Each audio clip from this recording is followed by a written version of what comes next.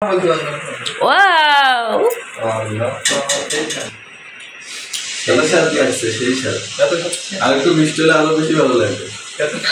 আর এখানে মিথিলা খাচ্ছে অলরেডি। কি দেবো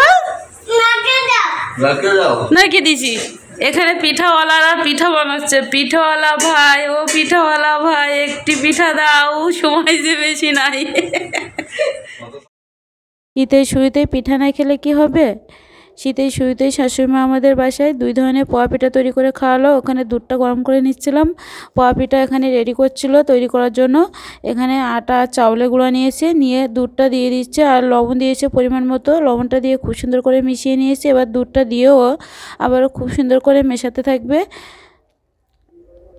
এই পিঠা তৈরি করতে এই ব্যাটারটা যত সুন্দর মিক্স করা যাবে আর ততটাই কিন্তু ফুলবে। সব কিছু পরিমাণ মতো হলে লবণ, মনে করেন জল বা দুধ যেটাই দেন না কেন, আপনারা চাইলে এখানে জলে দিতে পারেন। আমি কিন্তু দুধটা গরম করে নিয়ে একটু ঠান্ডা করে নিয়েছি, কুসুম গরম করে নিয়েছি।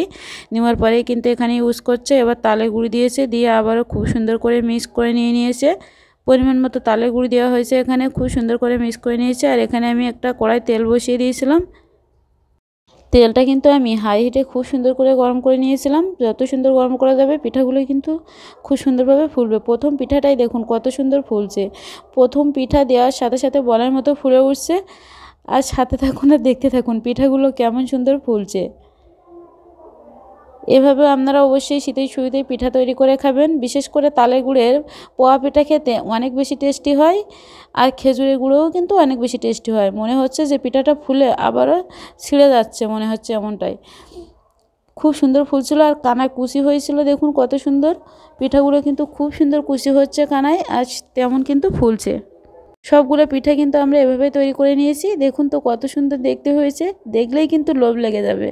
যারা পিঠা খেতে পছন্দ করে তাদের কিন্তু লোভ সামলাতে পারবে না। এই পিঠা দেখে খুব সুন্দর ফুলছিল। এভাবে সবগুলো পিঠা তৈরি করে নিয়েছি। মিথিলা বাবু খেয়ে দেখবে কেমন লাগছে। ওয়াও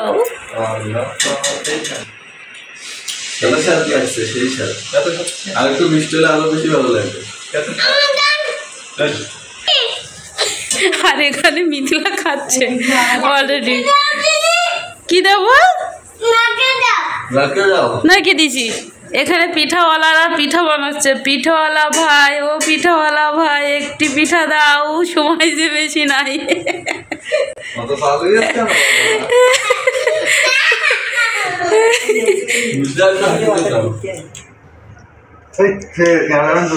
চাষা পিঠা তুলতেছে। চাষা এত সময় আমি তুলছিলাম, এবার চাষা তুলছে। আর তুমি বলো না কেন কেমন লাগছে? তালের গুড়ের পিঠা কেমন স্বাদ?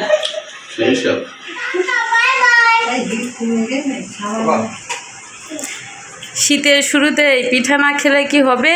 এবার এগুলো চিনি দেওয়া হচ্ছে আর এরকম পিঠা তৈরির জন্য এখন দেওয়া হচ্ছে চাউলের গুঁড়া। এগুলো মিক্স করে নিয়ে এরপরে আটা দেওয়া হচ্ছে। এরপরে গমের ভুসি দেওয়া হচ্ছে।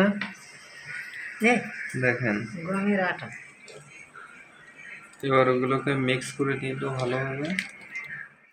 এবার আমরা চিনি পিঠাগুলো দিয়ে দিয়েছি। চিনি পিঠাগুলোও কিন্তু ফুলছিল খুব সুন্দর। এভাবে সবগুলো পিঠা তৈরি করে নিয়েছিলাম।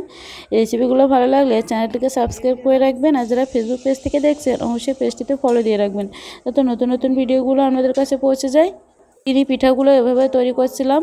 এই দিনে কিন্তু পুলি পিঠাও তৈরি করছিলাম, কিন্তু পুলি পিঠার রেসিপিটা অলরেডি দেওয়া হয়ে গিয়েছে। আপনারা চাইলে দেখে নিতে পারেন, আমার চ্যানেল এবং পেজে দিয়ে দিয়েছি। দেখুন পিঠাগুলো দেখতে যেমন সুন্দর হয়েছে। চিনি পিঠাগুলোও কিন্তু অনেক বেশি টেস্টি হয়, তবে খেজুরের গুড়ের পিঠাগুলো আরও বেশি টেস্টি হয়, খেজুরের গুড় বা তালের গুড়ের।